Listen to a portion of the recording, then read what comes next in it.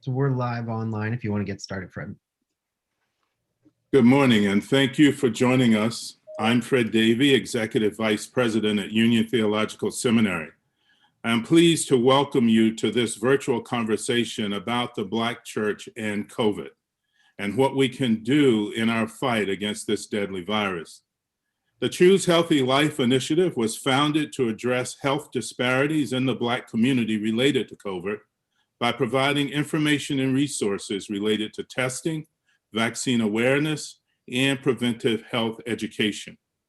Choose Healthy Life is in partnership with United Way of New York, Quest Diagnostics, and leading public health experts, and extends to 50 churches across 5 cities. We are eager to partner with Choose Healthy Life in this effort, as our seminary has many alumni who are leading churches within communities of color that, as you all know, are being disproportionately impacted by COVID. We are glad that you have joined us today and hope that you will gain valuable information and work with us in this critical mission. I'd like to introduce the next 2 people who you will hear from. The first is my colleague, the very Reverend Dr. Kelly Brown Douglas, who is Dean of the Episcopal Divinity School at Union and holds the Bill and Judith Moyers Chair in Theology. She hosts a series of Facebook Live chats titled Just Conversations that address various justice issues with leading thought leaders. Following Dean Douglas, we will be a longtime colleague and visionary leader, Deborah Fraser Howes, the founder of Choose Healthy Life. Deborah was the founder and president and CEO of the National Black Leadership Commission on AIDS. And it was her work with the commission that led to the successful model behind Choose Healthy Life Black Clergy Action Plan, an approach centered around the Black church, the oldest and most trusted institution in the Black community. Deborah was also the vice chair of the HIV Human Services Planning Council in New York City, and she advised 2 US presidents while serving on the Presidential Advisory Council on HIV and AIDS from 1995 to 2001. I'll now hand it over to my colleague, Dean Douglas. Kelly. Thank you so much, Fred. I am so pleased to be here to discuss this very important topic, and an honor to be a part of Choose Healthy Life. We are here today called to be church in this time of intersecting pandemics, one laying bare the other. The pandemic of COVID-19 intersecting with the pandemic of racialized inequality, leaving even the most faithful and resilient of people on the edges of despair in their efforts to keep on keeping on, even as they seek to find the resources from food to employment to healthcare to vaccines to make it through. And so for us as a church, as faith leaders, as a seminary community, this time is nothing less than a Kairos time. As so aptly stated by South African clergy and theologians in their 1985 Kairos document, this is for us a moment of grace and opportunity, a favorable time in which God issues a challenge to decisive action. This is a time filled with divine possibilities for us to live into what it means to be church. In the best of times in which we have been church, indeed in which we have been Black church, we have stood in the gap when the moral imagination of social and political leaders has waned. We have stood there to muster the social, human, and even spiritual resources to help our people, our communities, to not just make it through the crises, but to flourish when the crisis has passed. To do so is for us to affirm the sacred dignity of all. It is for us to be church, to be Black church. And so on this day, we ask that the God who calls us to faithful service to so draw our hearts, to so guide our minds, to so fill our imagination, so that we can be who God has charged us to be, and thus to be of service to the people and communities who need us most in this, our Kairos time. May it be so. Now I'll turn it over to Deborah. Thank you so much, Reverend Douglas. That was, I don't even know how to begin to speak after that. I have to learn all those things from you. I am currently in seminary at Moravian Theological Seminary in Pennsylvania. And I'm getting ready to take a class on preaching. So I'm coming to see you very soon. I want to thank both my brothers, my little brother Fred. We came up together under Reverend Calvin Presley, who was our spiritual father and the father that sort of brought us into this kind of work and doing this sort of, social justice work, health work. He raised us up to, at the Mission Society, and he taught us how to be brother and sister with one another. So I am honored to be here with my little brother Fred and my other brother, who's a bigger brother, just slightly, Reverend Jacques DeGraff, who went to college. We went to college together. I mean, we closed down schools, City College, Hunter College. We were firebrands together in the wilderness of getting our people educated and giving them what they need. They say cut back, we said fight back. And we were, and without him, I mean, he has been my armor and my shield for much of my career. And I want to thank both of them for allowing me to be here with them. It is quite an honor. I want to tell you just a little bit about Choose Healthy Life and where the spirit came from that made me come this way. And it's amazing when God tells you to do something and you got to listen. When you don't listen, he makes it hard for you to think about anything else.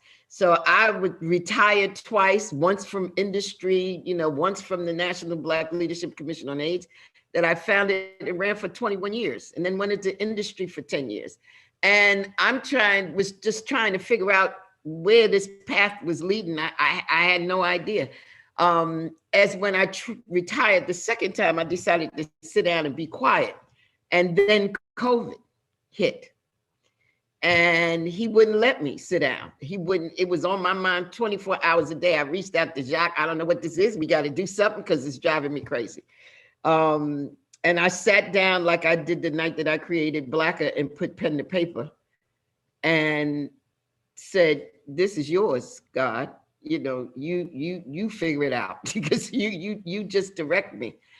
And he took me to Quest Diagnostics, where they gave us $4.7 million in a record amount of time to do this. He gave me Tom Frieden, who you will hear from today.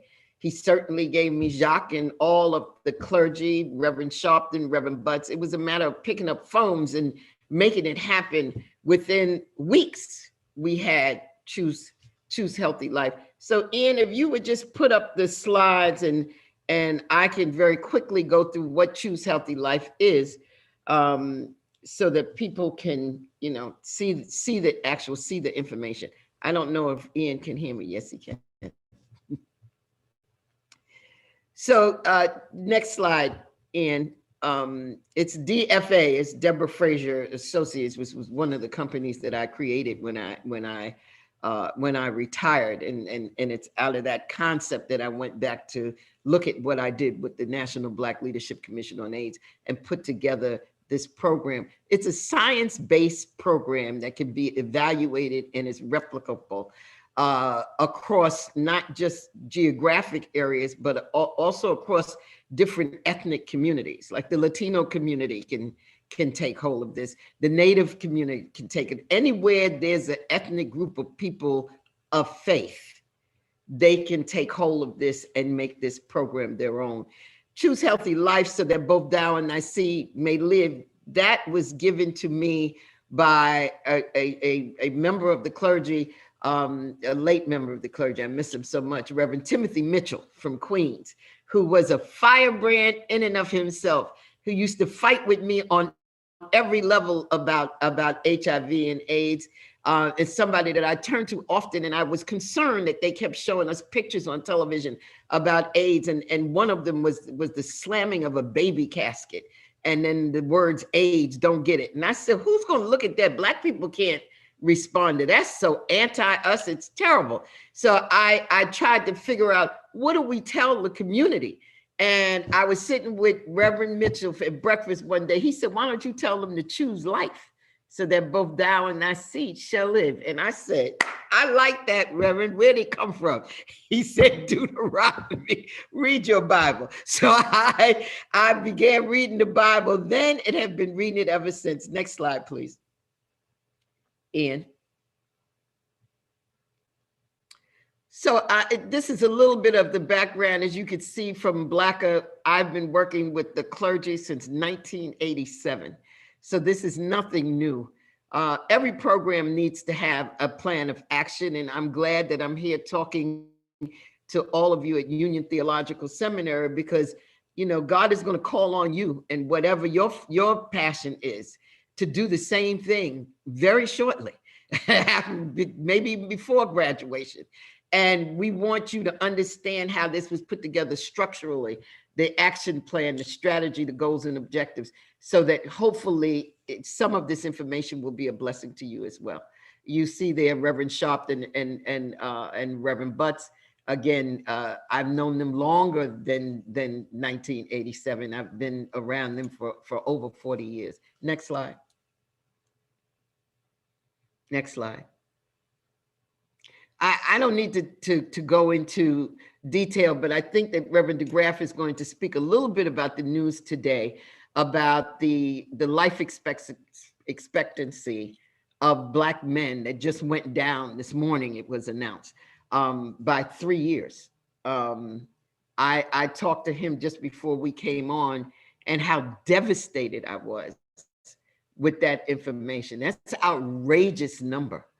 And if we don't stop from the killings by police, from the from just dying from heart disease and diabetes, and then this, if we don't stop this this death rate, I don't know where we'll wind up. Right now, we're 13% of the population, just about, and we're dying at 4 times the rate of the white community from COVID alone. And we don't even have the real numbers, because in a lot of states weren't collecting number by race very early on in this pandemic. You see now that thousands and thousands of people died in nursing homes in New York that we're not counting. The majority of them, I can guarantee you, many of them were Black. Next slide. So, the old saying, when white America gets a cold, Black America catches pneumonia. We're not really trustful of the public health system. One of the reasons why I reached out to my friend, Dr. Tom Frieden, was because he was somebody that we could trust. And he was somebody that I knew that the clergy would trust. And there he is. and I needed to have somebody that was trustworthy, that would tell us the truth in the midst of all the craziness that was going on. Black Americans, we often have front-facing jobs. We live in crowded conditions. We have a lot of heart disease and diabetes that we've got to address. Smoking cessation, all of that has to be addressed. Our diet has to be addressed, but it's not all our fault. I mean, there's racism in the medical world, and we all know Tuskegee and every other thing. And people are asking, why are we still talking about Tuskegee? Well, we're talking about it because it happened, and it would be the wrong thing to not talk about it. Next slide.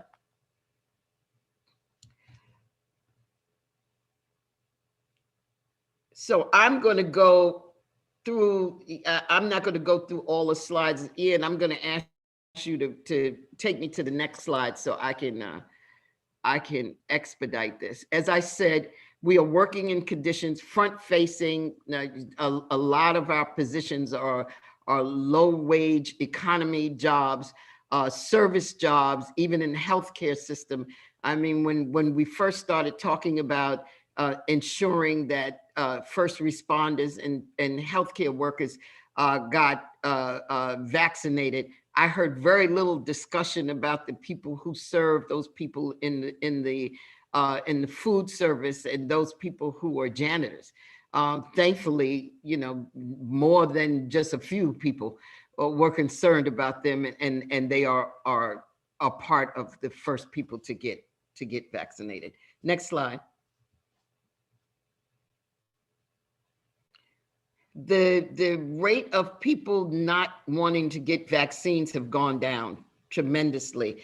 We've made an impact. The clergy has made an impact. The COVID-19 Black Coalition, Dr. Friedman, Dr. Fauci, those people who are out there speaking to the community, cutting through the madness, have made a difference. You need to understand that and you know that for the last 4 years we've been talked to very badly by the people who run the nation. And we can't expect, because Black people are smart, that they would think that after being called names and spoken to in that way, you're going to now tell us that you have a vaccine that's going to save our lives and we're going to let you just shoot that in our arms. So there's some work that had to be done, and that work is working. We have more work to do. Next slide.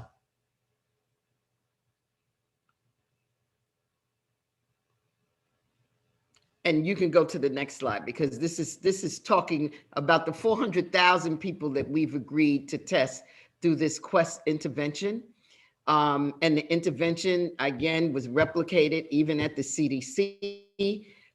We know that you have to, as I say to you all who are going to be creating these programs, you have to make sure that the community owns and trusts whatever it is that you're doing. You have to make sure that you get the right influences in the right places to make a difference. And you have to make sure that your program is adequately resourced. The worst thing we can do is to do a situation like you go in and give mothers in Africa formula milk because you think that it's going to make their babies healthy. And then when the program is no longer resourced, you leave and their breast milk is dried up. That's the analogy that I use when I talk about not resourcing or under-resourcing programs. Next slide, please, Ian. Next slide. So the program is in 5 cities: New York, Newark, Atlanta, Detroit, and Washington, D.C. It encompasses 50 churches. We're in partnership and working very closely with United Way, Resolve to Save Lives. It's Dr. Friedman's agency, and Quest Diagnostic. It is critically important that whenever you do these kind of programs, to make sure that you have data research and an evaluation component, or what's the use? Because if people can't replicate it and you don't know whether you've hit your mark, then it's all for naught. It's long past the time where we could do cute things in a community that's dying at the rate that we're dying. Next slides, Ian. Next slide, because I think you all know that the trusted churches in the community. So here we have Reverend Al Sharpton, the activist preacher, and Reverend Calvin O'Butts, a graduate of your school, and very much a traditional pastor at one of the oldest Black churches in the country, Abyssinian Baptist Church. You have Reverend Dr. Graff, who will be speaking to you in a little while, who's doing the New York City part of this initiative. And Reverend DeGraff, as I told you, we go way back college, but Reverend DeGraff is also on the board of Nielsen. He's worked with you at Union. He's been a Fox commentator, though he's done the good part of Fox, not the bad part. You have Reverend Horace Sheffield from Detroit, who is also the head of Detroit Association of Black Organizations. You all know Reverend Raphael Warnock, the new senator from the state of Georgia. We're so very proud of him. Dr. Frank Tucker, who is the head of Healthy Black Clergy in Washington, D.C., and Reverend David Jefferson in Newark, New Jersey. And Reverend Jefferson is the former executive vice president at AT&T and brings another level of professionalism to what it is that we're doing. Next slide, Ian. And I think I'm going to go to the end because this slide is important because with our relationship with the United Way, we have done a heat map and we've looked at every district where we are and a 15-mile radius around each church. We know the food pantry in the area. We know where people get their medicines. We know, whether or not they have, whether they're a testing desert, a vaccine desert, whether they have pharmacies in the area. We know everything about these communities so that when we go in, part of what the United Way is doing is helping us to professionalize what goes on in the church anyway. Next slide, Ian. So we've got a lot of press recently around Choose Healthy Life for good reason. We're out there working in the fields. Next slide, Ian. We just kicked off our program in Newark, New Jersey on Monday. We vaccinated the 10 preachers who are part of the 10 Choose Healthy Life churches, and they are now working with the governor of New Jersey to receive vaccines in pop-up tents so that they can have pop-up vaccination sites in all of their churches. Next slide, Ian. That's the launch in Jersey. Next slide, Ian. So, to talk about what Martin Luther King said, we're in the fierce urgency of now. I spoke a minute about the life expectancy of Black men going down 3 years. I don't think people understand how important that is. We are losing this war. And if we don't regroup right now, we're going to be in a world of trouble. I can tell you as a mother who's lost a son that, when I look at Black men and what they're going through in this society right now, I bleed for them. And what I want to say to the people who are in seminary is that this is what happens, as Reverend DeGraff says, when we don't have hope. And you've got to bring us some hope. It is our duty to learn what we need to learn so that we can go out and bring our people hope and programs that are going to actually save them. I have the absolute honor right now to introduce to you Dr. Tom Frieden, who needs very little introduction. All of you know him as the head of the CDC under President Obama. He was the commissioner of the New York City Department of Health. He's now the president of Resolve to Save Lives, which is a Bloomberg program, sort of subsidiary, very complicated. It's not really a Bloomberg program, but it's doing exactly what it's supposed to do. It has resolved itself to save lives worldwide. And I am so happy that and so proud to not just call him a friend, but to know that he's there for us and for our community. Anybody who can create Department of Health models that are now being used around the world. He ended Ebola. There's no question about it. And he's helping us with COVID. He's become an advisor to Choose Healthy Life, and we are very, very blessed to have him. Dr. Tom Frieden, please take the stage. Thank you very much.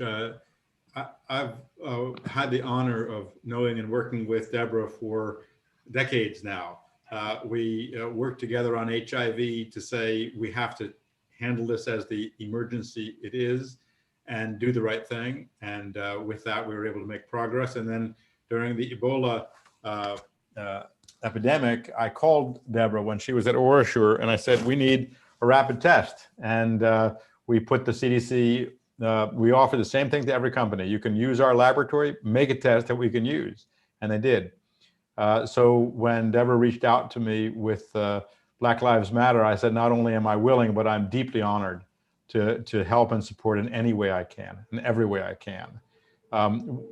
You know this better than I, but the situation in the US is unacceptable. It's unacceptable. It's unacceptable.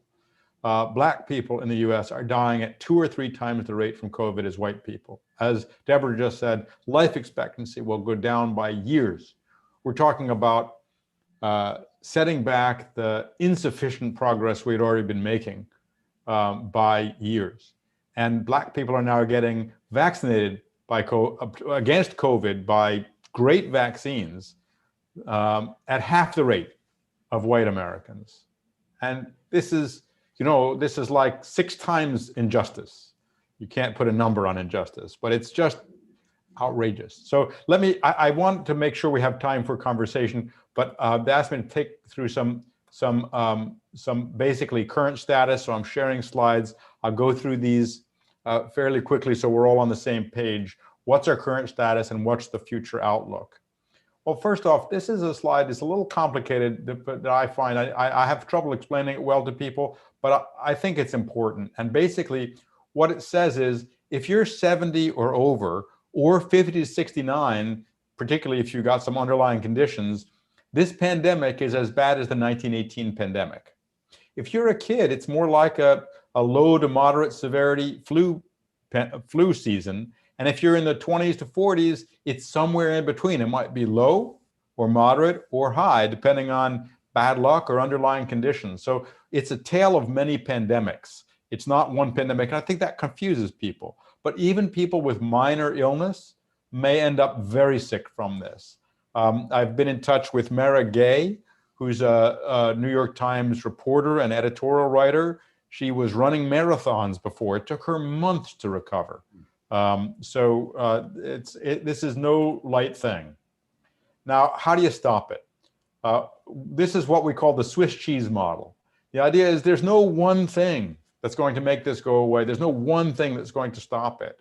And so it's a question of many, many different cuts at it. It means distancing, masks, cough etiquette, avoiding indoor spaces, limiting time indoors, ventilation, test and trace, and vaccines. And the virus, these green things, can get through each of these holes and infect someone. And see this little mouse here? That's the misinformation mouse. That's making the holes bigger, making it harder for us to get this done.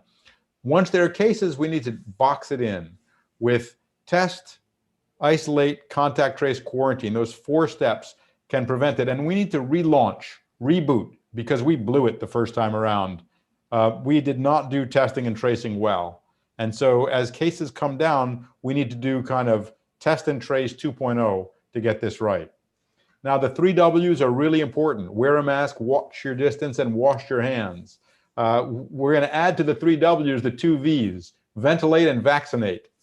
But even with these scary variants you're hearing about, this works. It results in a big decrease in cases.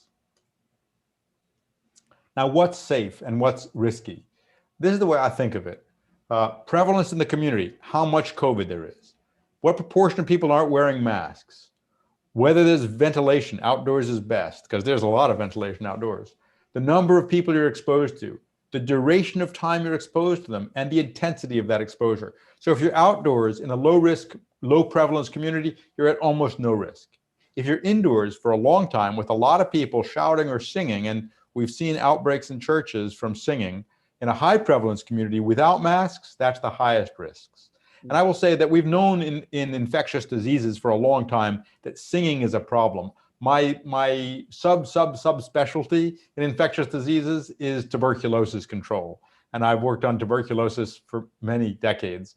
And we had an outbreak in Bayside, Queens, where a high school kid had tuberculosis and she was singing in the choir. And many other kids in that choir got that infection. So choirs are a problem. This is this box it in strategy, and it's even more important with variants. Test strategically. That means making it easy and quick. This nonsense of tests coming back a week later or even 3 days later, they're of almost no value. For a test to be of value, it's got to be the person has to go right away when they don't feel well, and the result has to come back the same day. Then you might be able to get them isolated before they spread it to others. We need to find everyone before and after to figure out where that cluster is and do what we call cluster busting, where you stop it from spreading by getting people to isolate so it stops spreading.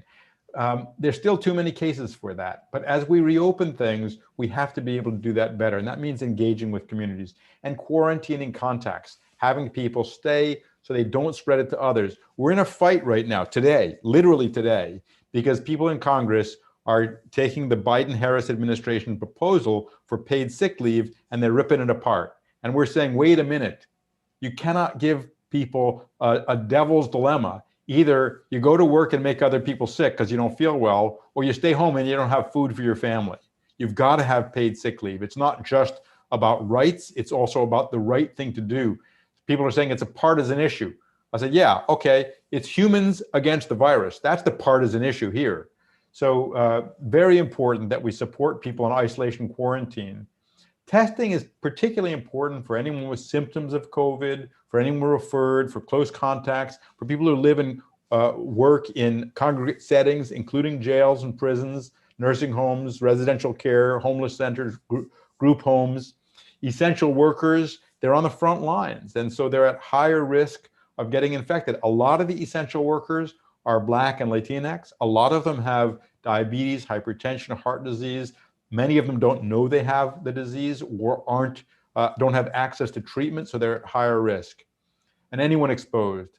But testing basically quick, and it's not just about testing, it's testing and what do you do once you have the result of the test. Now, this slide I really like, and I think it's about what communities can do to support people who are isolated or quarantined. Care packages with masks, thermometers, food, laundry, pharmacy services, health education. My favorite example from around the world was they gave people unlimited Netflix access for 2 weeks. Just stay home, please. Access to high-speed internet. We have hotspots going out to people and tablets so that they can connect with people and do their work. Hand sanitizer, notes from leaders, and then core resources, check-in calls, a hotline for counseling and medical support, telehealth. And if people want to leave their home, best practice is don't stay home. You're staying home with grandma. Grandma may get the infection and die from it. Let's bring you out to a comfortable place that's acceptable to you. And we pay in the community for that to happen. Financial support, again, best practice, you pay people to stay home. You can't work for 2 weeks, all right? If you have paid sick leave, fine. Or if you're on a day job where you're day-to-day, here's $500 for the 2 weeks. Stay home. It's in everyone's best interest. What's going to happen is as cases fall, this is going to get more important again. Vaccines are safe and effective, but rollout is going to take months. They do hold the prospect for an eventual end to the pandemic. Vaccine rollout has been slow, complicated, confusing, and potentially controversial. We're going to have not enough vaccine for months. But come June, July, we're going to have enough vaccine if the manufacturers don't stumble. We need to address the inequities that we spoke about at the beginning. This is the most complicated vaccination program in US history. And as we know, scarcity is the enemy of equity. So you've got a scarce product, it's going to go to the powerful people first. And that's what we're seeing here. And it's not okay. There are a lot of things we don't know. We don't know how long immunity will last. I don't think we should overstate things, right? We should tell it like it is. That's what I've always been told. My very first job was as a community organizer in the Mississippi Delta area.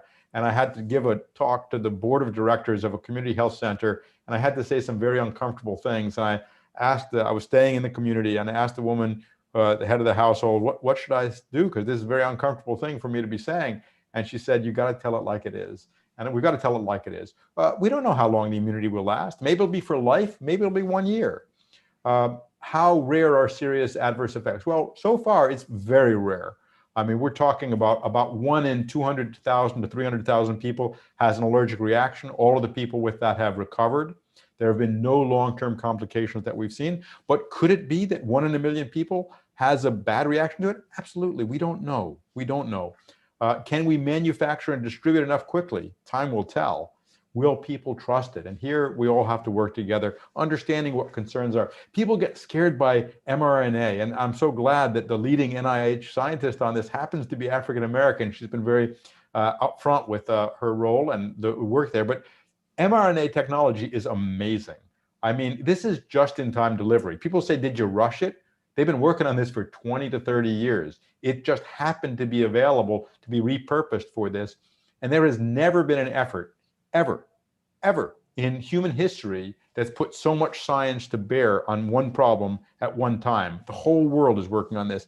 And the mRNA vaccines, I said, think of them like a message sent to all of your immune cells that gives it a most wanted picture. This is what COVID looks like, and gives it instructions, and this is its vulnerable spot. Here's how to kill it. And once your immune system has understood that message, poof, it disappears. It doesn't become part of you. So it is an amazing technology. But the right vaccine to get is the first one you can get. We've discussed this before. I want to leave time for talk, but we need a way to have strategic vaccine delivery, pop-up sites, community leaders, community networks, strengthening education and communication, improving the registration process. It's absurd.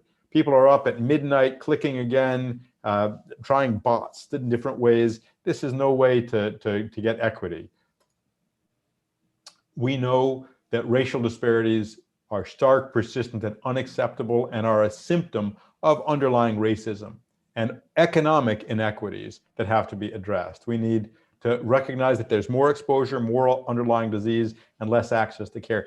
And here's my bottom line point. A disproportionate burden of disease means we need disproportionate resources focused on the communities who are suffering the most.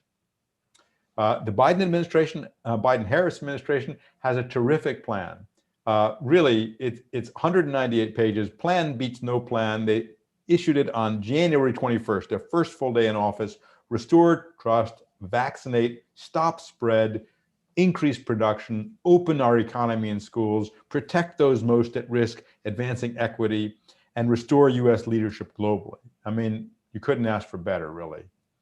We have to address the needs not just of COVID, but beyond, making healthcare safer, making broadband available to everyone in this country as a key infrastructure, everybody as much as the mail or the road or electricity or plumbing.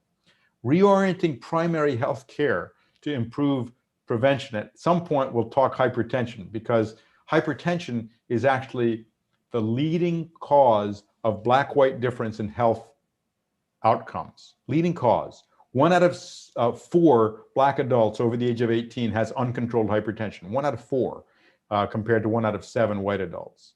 And we have to support our global work and support local and public and global public health. If we think about health more broadly, tobacco remains a major problem.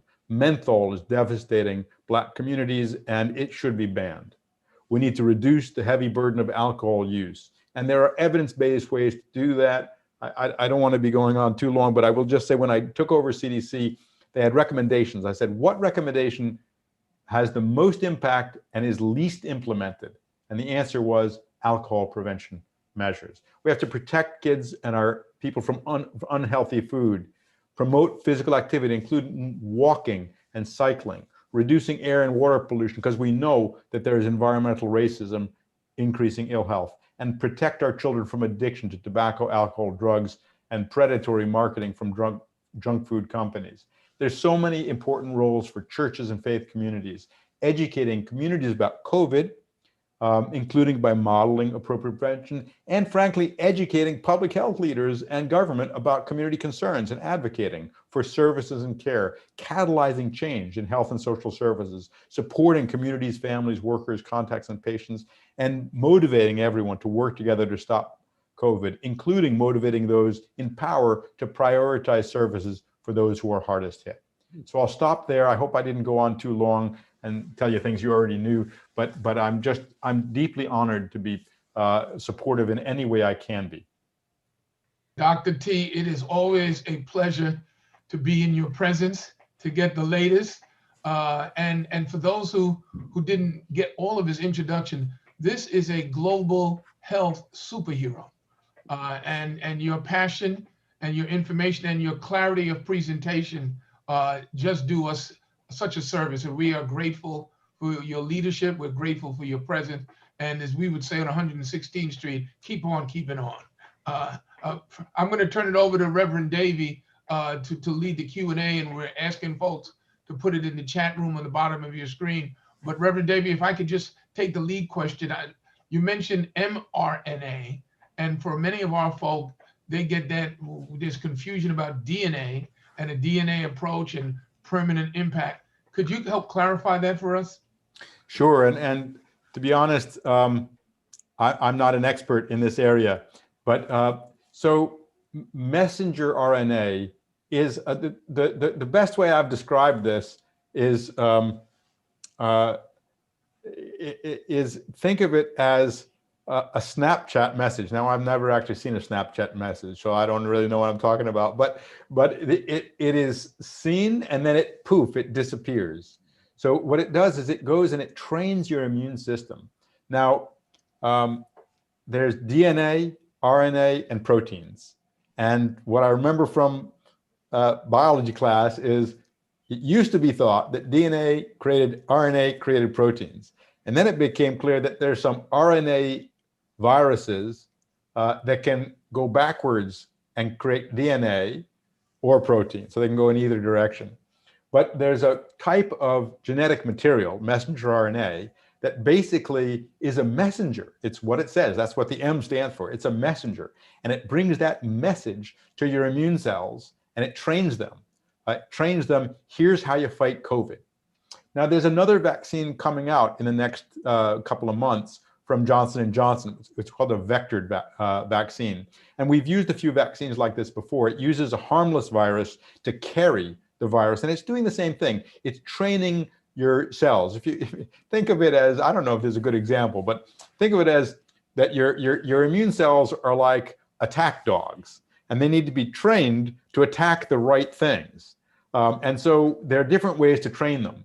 One of them is with the messenger RNA, which basically uses their own information system. Another is with a vector, which like brings them an example. It's like bringing an attack dog. You know, here's the smell of the sneaker of who you're trying to attack. I mean, I don't think an attack dog is a good idea here, but the concept is you're training your immune cells how to recognize the invading virus and how to attack it, so that when they see the virus, they attack it. And I have to say, the mRNA results are incredibly impressive. I mean, we thought if we got to 70%, it would be really great. And what we're seeing is 95% against illness, and so far 100% against severe illness. Now, there are going to be some vaccine failures. There always are. There's some people who get sick with it, but it's really effective. And the J&J vaccine and the Nova vaccine, a couple of other methods, they're all impressive. And if you say, well, how did all this happen? The world put huge amounts of money into this, massive amounts of money that it's never invested in anything before.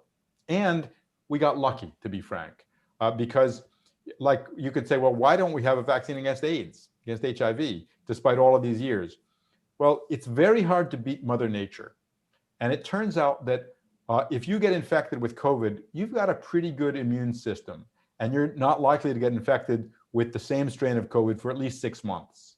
Now, if the body can do it, maybe the scientists can emulate the body. And sometimes, as with mRNA, probably, we actually can go one-up Mother Nature a little bit and get it a little bit better than Mother Nature does. There are a few vaccines like that. One of the pneumonia vaccines, one of the Haemophilus vaccines, tetanus vaccine, work better than if you got infected with the virus. But if you look at HIV, we don't get immune.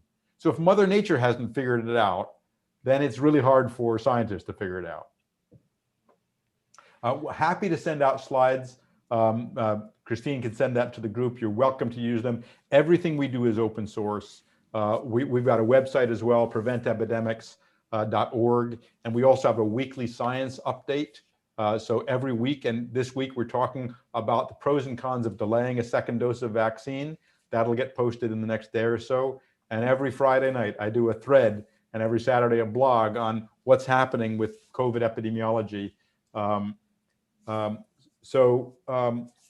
Question about pregnant women, if I can just take them from the chat, and then I'll go back to the first question after that. But from Rutgers Church, the fact is that companies are very nervous to do trials with pregnant women.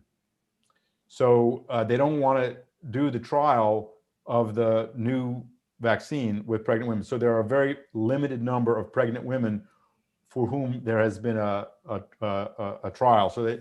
And we always really worry about pregnancy, because basically, other than water, you don't want anything to be in a pregnant woman's body, because you don't know what impact it might have on the child. So we don't want a drop of alcohol. We don't want any foreign substances. So we really do worry. On the other hand, if the pregnant woman is a healthcare worker or has diabetes, I don't think they'll be over the age of 65. But if they're at higher risk for COVID, you basically, you want to empower people. You say, we give you all the information and you make a choice. And so that's what CDC and now the World Health Organization says, basically give the information and let people make a choice. But there's nothing to suggest that this virus, this vaccine is going to make a future pregnancy problematic or even the current pregnancy problematic. It's just that we're really conservative when it comes to giving anything different to pregnant women. There's a question, people are so concerned about lack of access to vaccines. What can we tell people? How can we reorder the process? And how would you encourage testing now that people, these are all great questions. So I think first off, a transition is supposed to be like handing over a baton. It turns out there was no baton to hand over. There was no plan. I mean, they could give tens of billions of dollars to companies to do things, but figure out how to get the vaccine into arms, it's the state's problem. So we're really, the Biden-Harris administration, instead of a relay race where you're running along and grabbing the baton, they're basically having to pick up a baton that's on the ground and then start running. So it's going to take a while. Now, production is increasing, and there is a total commitment to equity in the Biden-Harris administration. I know that firsthand. And they're really dedicated to doing this. The challenges are, can we now begin, I think so much power in the state, can we go each to our states and say, hey, state, I'm gonna make, I want vaccinations I'm making this up, every Saturday and Sunday, 500 doses for the next 3 months. And I will fill those seats, but you give me the vaccines and we'll work with a pharmacy or a healthcare provider or a community clinic or someone. But let's demand that we have for each of these locations a site for vaccination, and let's start with 500 or 100 or whatever, and then let's do the planning and get it done, so that we're making it available to people in pop-up locations. We need multiple routes of vaccination. So one is nursing home. Nursing homes are really important. They're the single most important thing because that's where 40% of our deaths are. And if you've seen the data, nursing homes that are primarily Black people have a much higher death rate, and I'm worried they're going to have a much lower vaccination rate. So we got to make sure all the nursing homes get vaccinated, and we have to do a better job with people who work in nursing homes because most of them not getting vaccinated, many of them Black and Latinx. So we've got to reach out, address the questions, address the concerns, get them vaccinated. One is nursing homes. Second is healthcare facilities. So whether it's primary care or hospitals, healthcare facilities. Third are the pharmacies.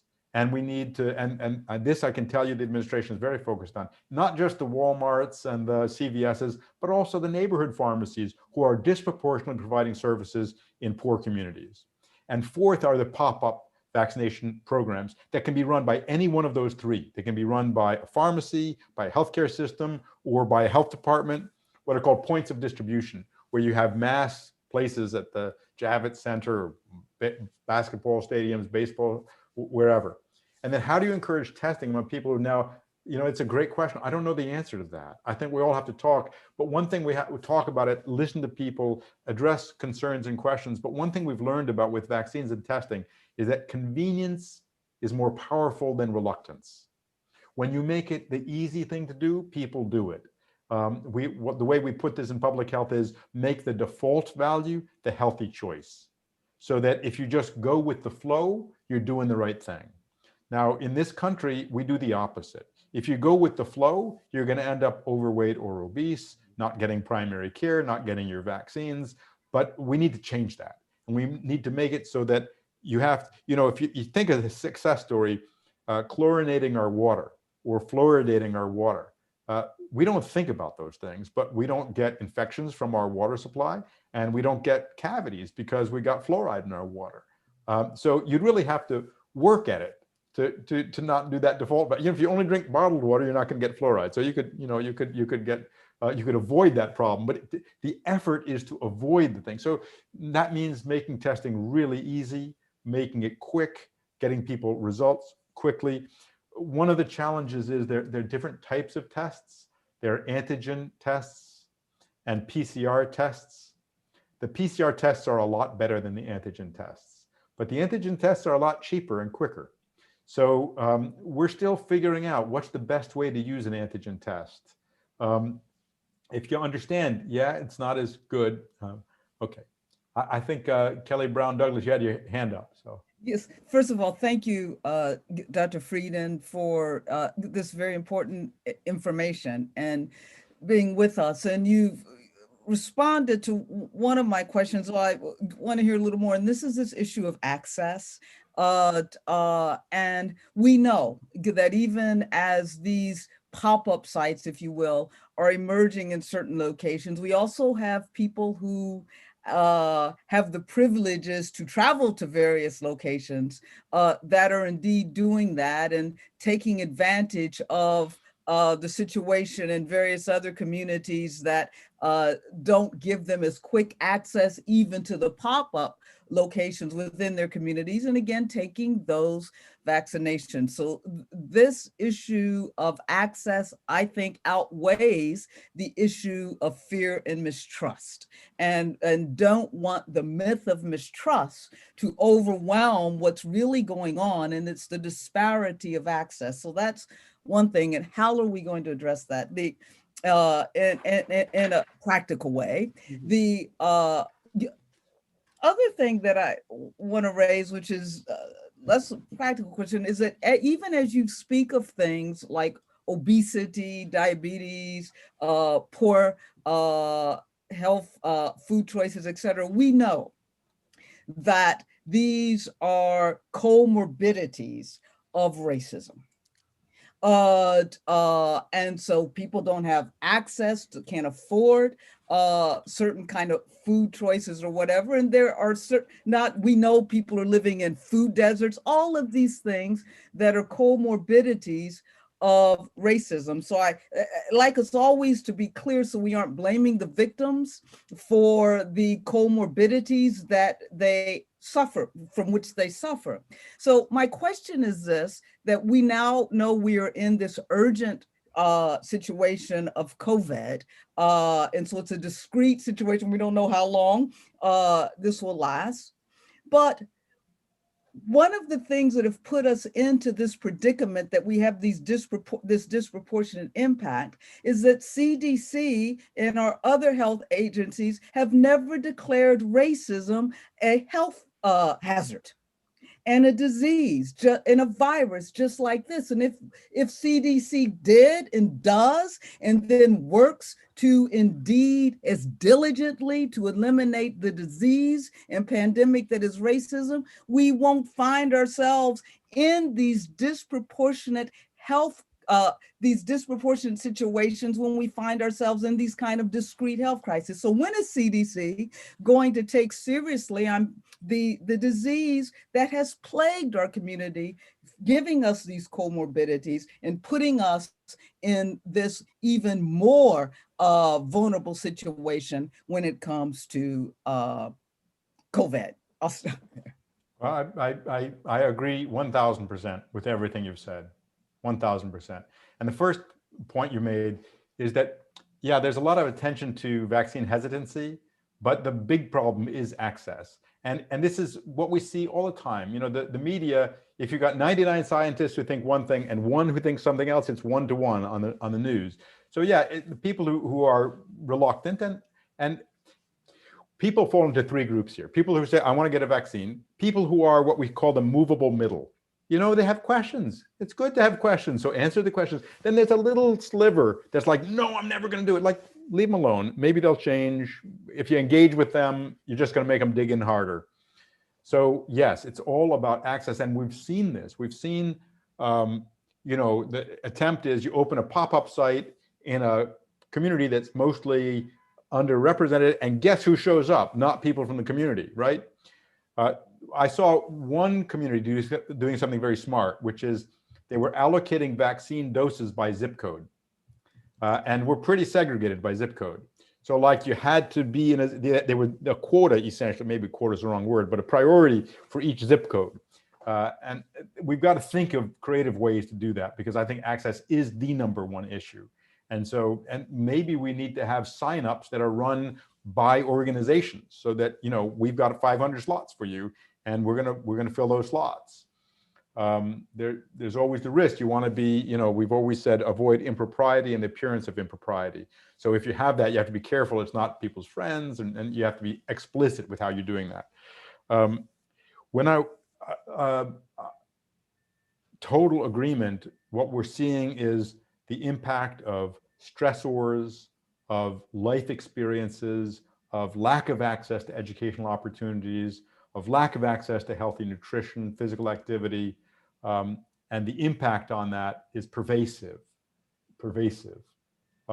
So I take a dual approach, and actually I'm going to share screen just for a second to give the kind of the concept I think of here. I just want to show this this graphic. You know, at the bottom are socioeconomic factors, including addressing racism.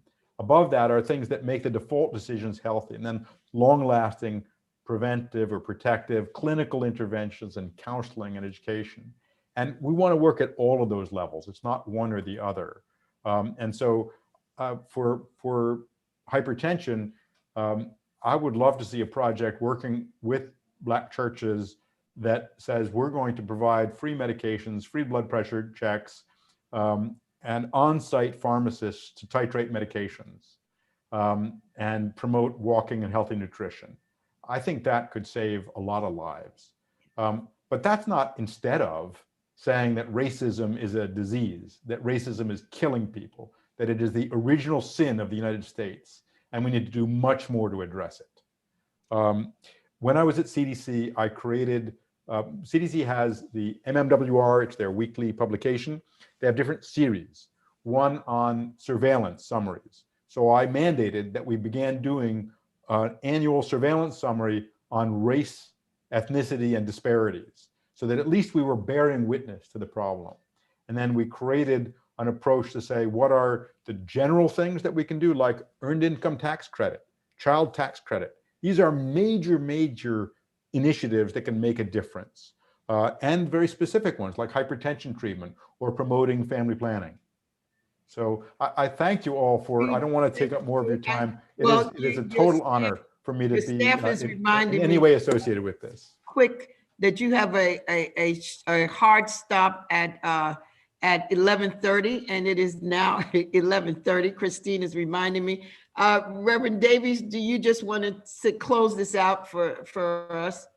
Sure. Thank you. Thank you, Deborah. And Dr. Frieden, thank you. Thank you not only for this morning, but thank you for the decades of commitment to not just this work, but the work and the issues that affect primarily underserved communities, which are the Black communities, people of color communities here in the US. So thank you so much, and really appreciate your taking time out of what I know is a really crazy schedule to join us for this conversation. Thank you so much. And anything I can do, please let me know. I'm always here to serve. Thank you. Really appreciate it. Thank you. Bye, Tom. Bye-bye. And I'm going to turn it over now to my friend and colleague, the Reverend Jacques DeGraff. Reverend DeGraff. Thank you, and thank you to this all-star team. Reverend Davey, you have been the ambassador of faith beyond New York City, and wherever you go, that light leaves darkness on the run. And so we appreciate you and celebrate you. The CDC announced this morning that life expectancy is declining in America in the 21st century. As the nation is in turbulence, but it's not all COVID in our community. It's teen suicide is up. Alcoholism is up. Domestic abuse is up. In New York City, gun violence has more than doubled right now. And so this Choose Healthy Life initiative, the implications of it and the necessity of it are at an all-time high. As we would say, if ever we needed the Black church, we sure do need it right now. And so the initiative in New York, the partnership with United Way and Quest has given real structure and resources as we're taking the beach. Has been said, hesitancy is down, but there's so much more work to be done. And Deborah, Robin, I call Deborah the mother of the movement because Frederick Douglass said, freedom for a slave begins when the slave changes his or her mind. Not when they get up and when they change their mind. And Deborah has helped us to change our minds about our own situations. We don't have to be victims. We can be empowered. And as we see in this Black History Month conversation, the truth doesn't have a color. Dr. Friedan brought it with clarity, with passion and compassion, and we're better for it today. And so in New York, and for all those who are on this call and who will view this conversation at another time, we need to tell that in many places. We need to model that, you know, and it was a political motto, but it's a life motto. Yes, we can. And to just say, yes, we can with Jesus is really the truth of our lives and our witness. And so in New York, we're the flagship of the country, and we're getting it done. But when Deborah describes that it's 10 churches per city, that obviously 10 churches in New York is different in terms of what they have to cover than 10 churches in Detroit. So we're looking to expand the mission, but we've engaged.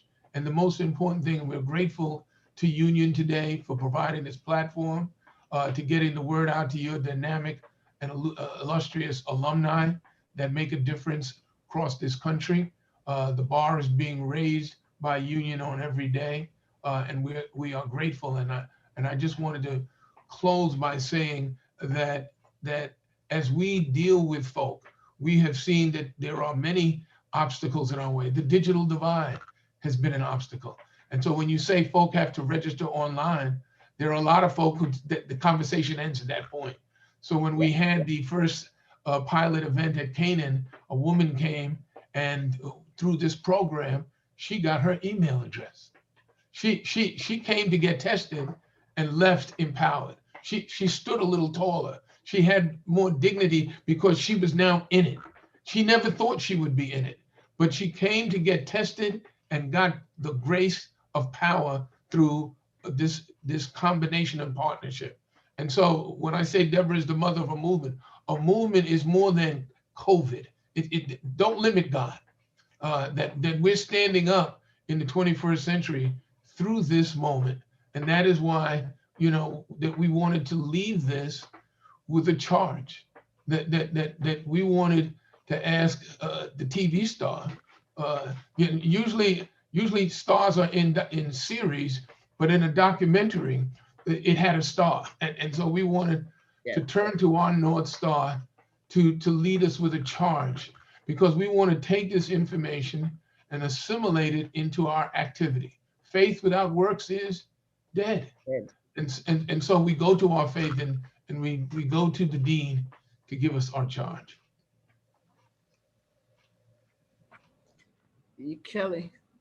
Yep.